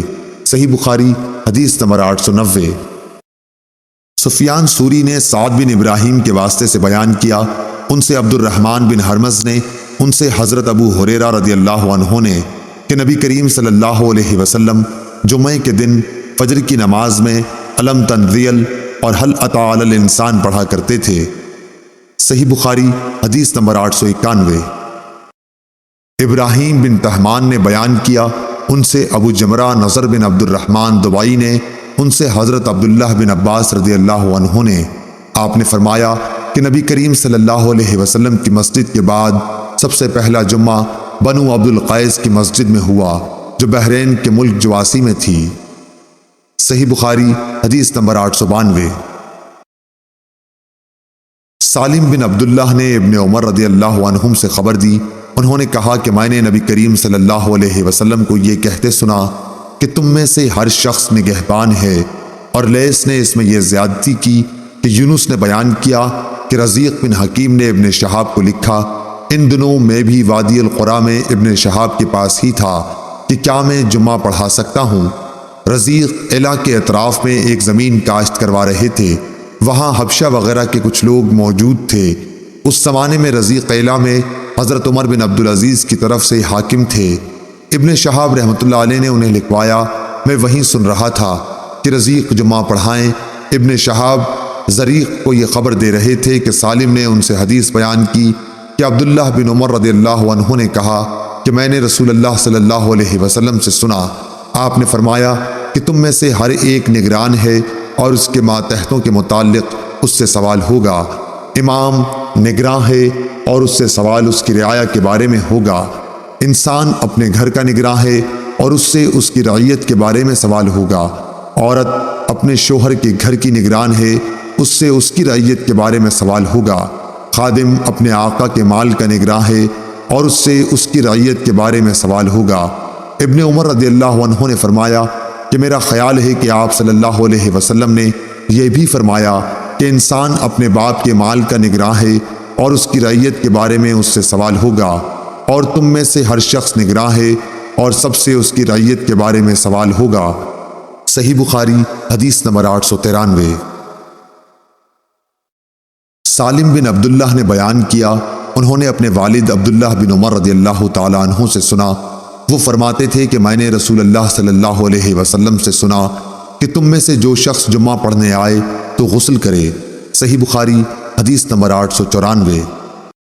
امام مالک نے بیان کیا، ان سے صفوان بن سلیم نے، ان سے عطا بن یسار نے، ان سے ابو سعید خدری رضی اللہ عنہ نے کہ رسول اللہ صلی اللہ علیہ وسلم نے فرمایا کہ ہر بالغ کے اوپر جمعے کے دن غسل واجب ہے۔ صحیح بخاری حدیث نمبر 895۔ عبداللہ بن طاؤس نے بیان کیا، ان سے ان کے باپ طاؤس نے، ان سے ابو ہریرہ رضی اللہ عنہ نے کہ رسول اللہ صلی اللہ علیہ وسلم نے فرمایا، ہم دنیا میں تو بعد میں آئے لیکن قیامت کے دن سب سے آگے ہوں گے، فرق صرف یہ ہے کہ یہود و نصارہ کو کتاب ہم سے پہلے دی گئی اور ہمیں بعد میں، تو یہ دن جمعہ وہ ہے جس کے بارے میں اہل کتاب نے اختلاف کیا، اللہ تعالیٰ نے ہمیں یہ دن بتلا دیا۔ اس کے بعد دوسرا دن ہفتہ یہود کا دن ہے اور تیسرا دن اتوار نصارہ کا، آپ پھر خاموش ہو گئے۔ صحیح بخاری حدیث نمبر 896۔ اس کے بعد فرمایا کہ ہر مسلمان پر حق ہے اللہ تعالیٰ کا ہر 7 دن میں ایک دن جمعے میں غسل کرے جس میں اپنے سر اور بدن کو دھوئے۔ صحیح بخاری حدیث نمبر 897۔ اس حدیث کی روایت ابان بن صالح نے مجاہد سے کی ہے، ان سے طاؤس نے، ان سے ابو ہریرہ رضی اللہ عنہ نے کہ نبی کریم صلی اللہ علیہ وسلم نے فرمایا کہ اللہ تعالیٰ کا ہر مسلمان پر حق ہے کہ ہر 7 دن میں ایک دن جمعے میں غسل کرے۔ صحیح بخاری حدیث نمبر 898۔ شبابہ نے بیان کیا، کہا کہ ہم سے ورقہ بن عمرو نے بیان کیا، ان سے عمرو بن دینار نے، ان سے مجاہد نے، ان سے ابن عمر رضی اللہ عنہ نے کہ نبی کریم صلی اللہ علیہ وسلم نے فرمایا، عورتوں کو رات کے وقت مسجدوں میں آنے کی اجازت دے دیا کرو۔ صحیح بخاری حدیث نمبر 899۔ عبید اللہ ابن عمر نے بیان کیا، ان سے نافع نے، ان سے عبداللہ بن عمر رضی اللہ عنہ نے، انہوں نے کہا کہ حضرت عمر رضی اللہ عنہ کی ایک بیوی تھی جو صبح اور عشاء کی نماز باجماعت سے پڑھنے کے لیے مسجد میں آیا کرتی تھیں۔ ان سے کہا گیا کہ باوجود اس علم کے کہ حضرت عمر رضی اللہ عنہ اس بات کو مکروہ جانتے ہیں اور وہ غیرت محسوس کرتے ہیں، پھر آپ مسجد میں کیوں جاتی ہیں؟ اس پر انہوں نے جواب دیا کہ پھر وہ منع کیوں نہیں کر دیتے؟ لوگوں نے کہا کہ رسول اللہ صلی اللہ علیہ وسلم کی اس حدیث کی وجہ سے کہ اللہ کی بندیوں کو اللہ کی مسجدوں میں آنے سے مت روکو۔ صحیح بخاری حدیث نمبر 900۔